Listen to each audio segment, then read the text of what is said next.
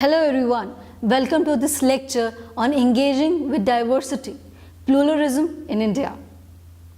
This lecture is part of your paper on media and margins. India is one among the diverse nations in the world, highly diversified around spheres of culture, caste, language, region, ethnicity, gender and religion. At the very outset, let us try to understand the various areas where we can witness diversity and variations in the Indian context. As the title of this module goes, it intends to focus on two very significant areas. Its foremost concern is to explore the flourishing diversity that exists among the Indian society and how the pluralism functions within the Indian societies.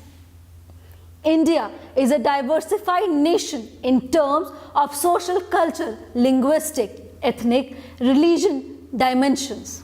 So, in this context, how we define diversity? In simple terms, the term diversity implies variety and multiplicity. For an example, an individual holds a variety of identities in her entire lifespan.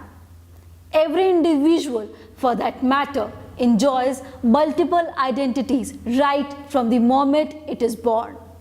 A child, when born, is born carrying a specific biological identity as a boy, girl, or the third sex. The child will then eventually continue to add a multiple identity among with it.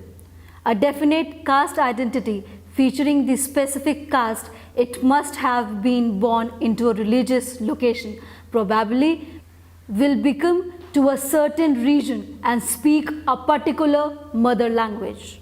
Diversity, be it based on the culture, language or religion, has always been a matter of opportunity and challenges in Indian society. In India, in various places, it is seen that multiple cultures stay together in harmony. Certainly, conflicts and peace were alongside during different periods of history. Religious movements have taken place. People are stratified on the basis of their caste, ethnic, language and regional identities. Hinduism as a religion has majority beliefs in India, and also there exist a numbers of religious groups which have a minority status.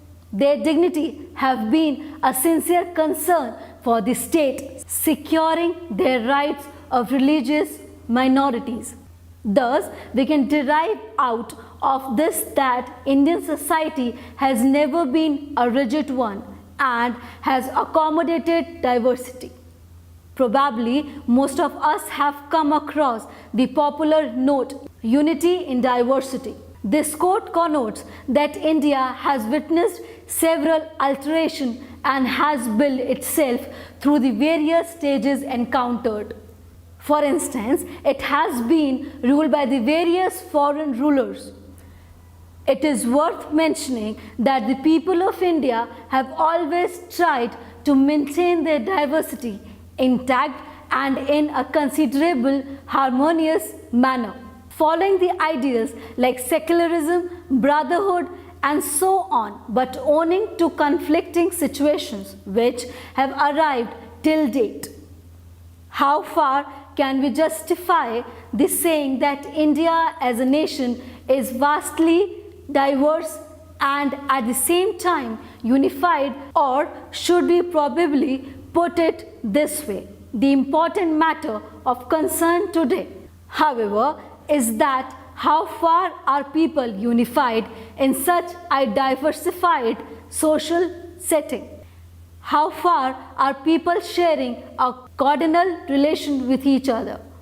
We know that India is a multi-religious country, but then what is questionable is that if more tolerance among religious groups or any other group are sufficiently enough for diversity and plurality to flourish.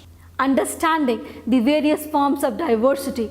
In Indian context, Kavita Meena talks about the various aspects of diversity that are rooted in the social cultural factors, religious being a significant one.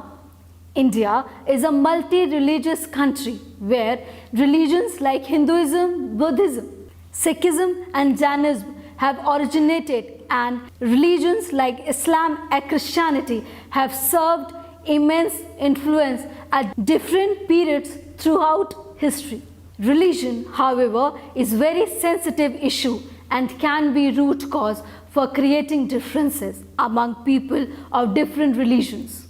Religious practices touch several aspects of an individual's life. Our religion influence our conduct, our food habits.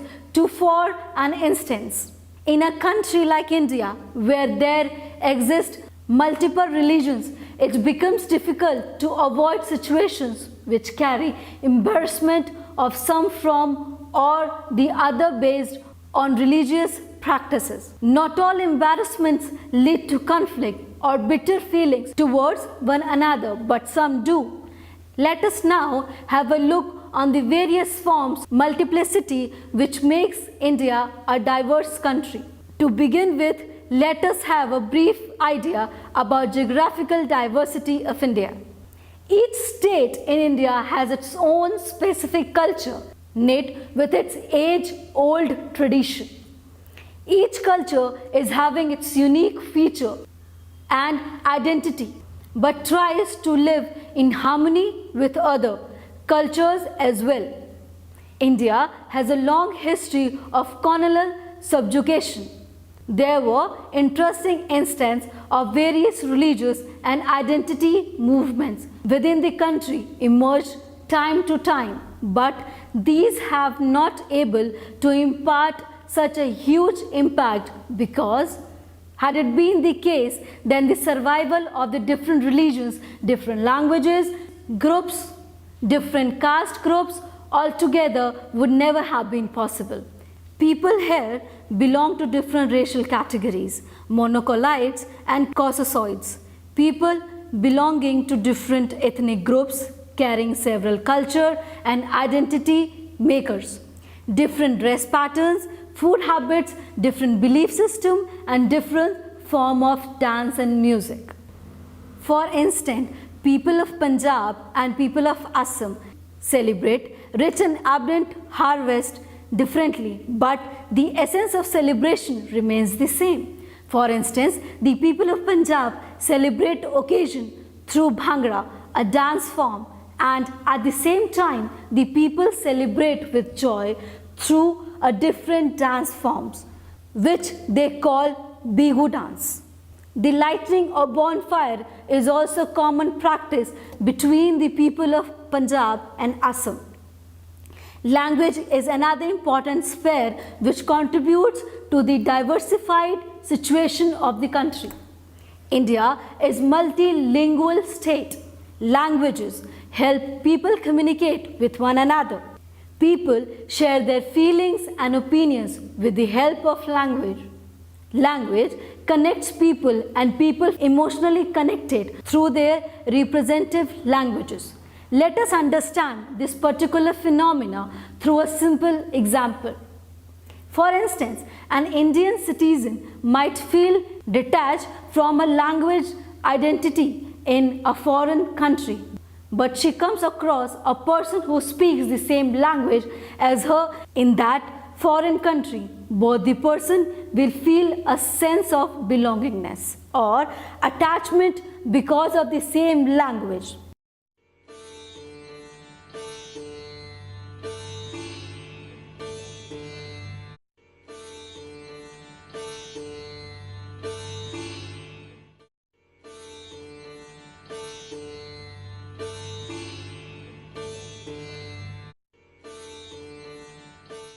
Census of country helps on statistical calculation of the various major components and gives it an instrumental form.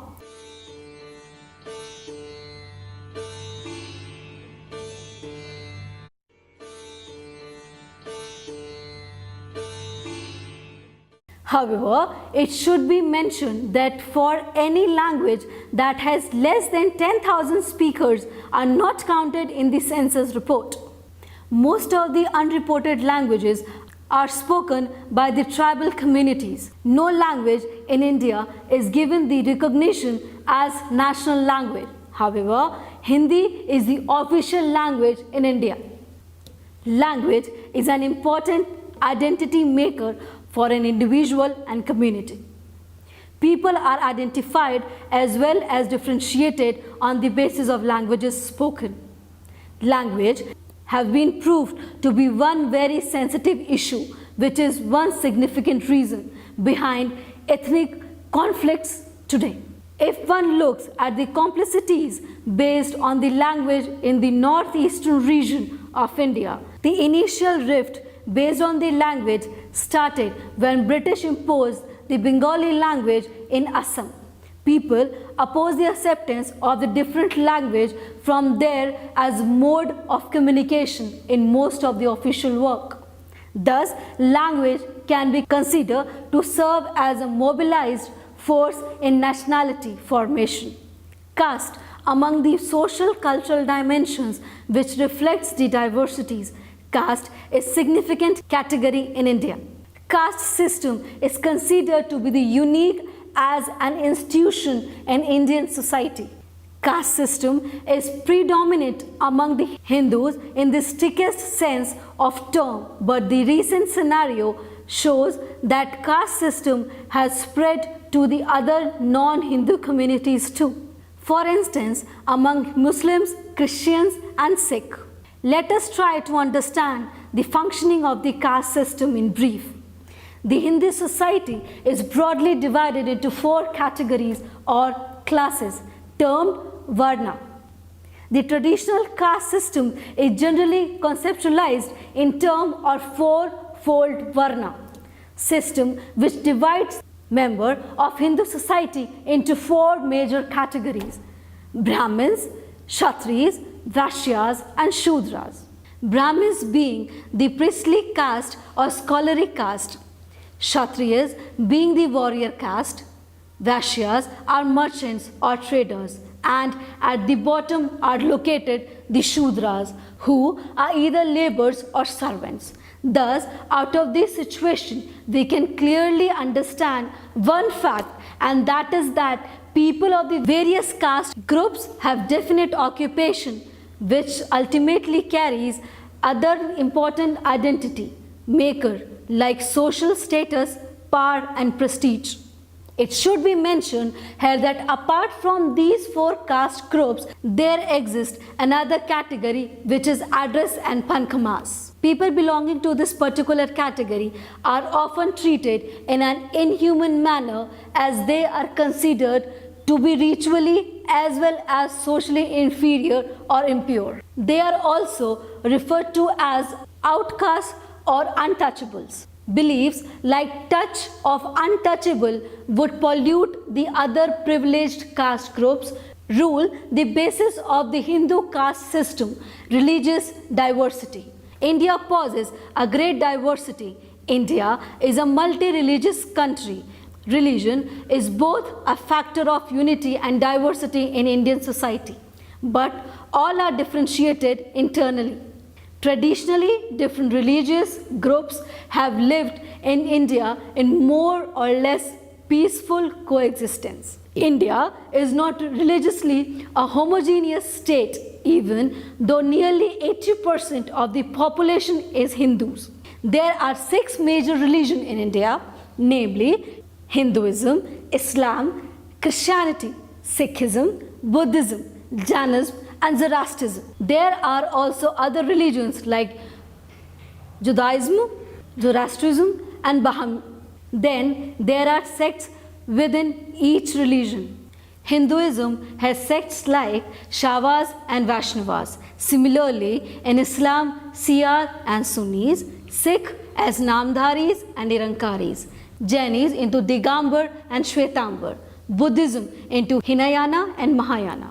In addition, the primitive men like the tribes have their own peculiar cult which were quite distinct from these major religions. Thus, India possesses complete diversity in the religious sphere. Sexual orientation, sexuality taking a new turn. To understand this phenomena, one must first inform oneself regarding what sexuality is all about. Sexuality refers to a person's sexual preference in this Indian context. However, heterosexuality has been the norm and it still continues to be. Heterosexuality implies sexual interaction or attraction between people of the opposite sex or gender. Generally, when we imagine a newly married couple, we think of a man and a woman, or in the common terminology, the bride and the groom. Have you ever thought about how much they have members of a particular society behaved when they have got enlightened about the fact that the sexual interaction or behavior might occur within two people of the same sex? Certainly, this entire phenomena has been a serious topic of concern for a conservative society like India, where bisexuals, lesbians, gays and transgender are highly stigmatized and to a great extent made to feel deviant. But situations today have changed, with sincere attempts on the part of NGOs and media, which focus on giving these people their basic human rights.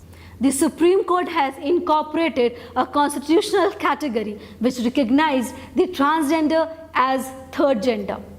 It allows admission in the education institutes and empowerment facilities for the third gender, but can we be certain for the decent human treatment towards these people, school, colleges or workplace? We can't, because the stigma associated with these categories of human is way deeper to be removed by constitutional provisions. This neglect which people bear in their hearts for these people will hinder the path towards the emancipation of these groups. Hereby, it becomes of seemingly greater importance to mention that Section 377 of the Indian Penal Code makes mention of homosexuality as crime, and anybody found guilty of it would have life imprisonment as punishment or imprisonment with the fine as punishment. It is worth mentioning that even if in the near future LGBT rights flourish, they will continue being victimized unless and until people of our society understand they are different as individuals, but these difference, which is nature, can in no manner be morally wrong. Understanding pluralism, let us now try to extend our discussion to the next important aspect which this module intends to deal with: pluralism. What does pluralism mean? India is a diverse country, religiously, culturally, regionally and on the basis of sexual orientation as well. We can address the Indian society as a plural one within which exists a plurality of social, cultural elements. Caste system is an integral institution of the Indian society, and it is certain to have segmental divisions between members of the different caste groups. But then what does pluralism have to do about these diverse segmental divisions? What is the ultimate goal of pluralist ideology in serving smooth functioning of democracy? The pluralistic principles preach that despite varying differences based on the caste, creed, race, sex or religion, a society must remain tolerant and accepting to the various changes heading towards it. It serves as a carrier of democratic ideal by creating an environment in which people belonging to different groups can voice their opinion, interest and problems. Pluralism in a particular society recognizes the presence of more than one single cultural identity, even if Indian society is plural in nature and tries to safeguard the interest of all the groups present within the fold of Indian society. We get to see how at times the democratic principles seem to fail, eroding various forms of disparities. The Indian Constitution appreciates culture collectively and follows a defined institutionalized structure and principles which allows diverse groups of people to live together as respected citizens of country. Indian Constitution is framed with secular principles in mind, and in order to execute the principles of secularism, the Constitution provides its citizens freedom of religion, the right to profess and practice any religion. Today, we live in a religiously and morally pluralistic world. India is a multi-religious country where people practicing different religions. Religious pluralism, as has been mentioned earlier, believes that contradiction can and may exist, and pluralist ideology preaches that all kind of contrary or contradictory religious belief system or behavior can and should have the favorable environment to coexist in a dignified manner. What makes pluralism, or for that matter religious pluralism, so important an idea? The answer being that we live among diversities holding different religious faith, whereby it becomes of utmost importance to recognize that along with our religious belief system, there exist communities who have their own. Religious pluralism will be taken to have failed when one particular tradition dominates the rest of the tradition, overthinking their importance and as a result harming their dignity while bestowing upon them marginalized identity. Religious pluralism denies one single truth. It denies absolutism. Each religion, Hinduism, Islam, Buddhism, Sikhism, will have their own religious interpretation of truth. Every religion has different religious history, different religious experiences, and different views about the ultimate motive of our lives. It would be a serious, rather disruptive challenge to harmony if religions deny the truth of other religious faith and completely neglect the truth of others, upholding lives as absolute. The particular phenomena of denial of other is not just inter-religious. Inclusion and exclusion both denotes contradiction. Let us understand this phenomena through a simple example. For an example, if heterosexuality is the right way of behavior, then homosexuality will have to be contradiction, or for that matter, it has to be excluded. If a person believes that her religious faith is the truth, then he has to question the authenticity of an other religious faith or against his or her. Therefore, it means that the heterosexuality is accepted, then homosexuality has to be excluded. If many religious beliefs are the ultimate truth, then other faiths are excluded. Pluralism provides much more integrated explanation of these diverging ideas. It looks beyond the strict divide of exclusion and inclusion and gives a new path which suggests that truth is plural. A multicultural society needs to be peaceful in order to avoid atrocities or chaos situations. Each group of people needs to be accommodating towards plurality of existing group. Each one of us must have heard of something called religious tolerance. There are many who opinion that religious tolerance is the path to be chosen in order to sustain a plural society. But can the tolerance be enough to run a plural society harmoniously and in a dignified manner? No, mere religious tolerance can never be sufficiently good a solution to help each diverse groups. safeguard their dignity. Tolerance is simply an acceptance. To tolerate means to endure something which we have a negative attitude towards.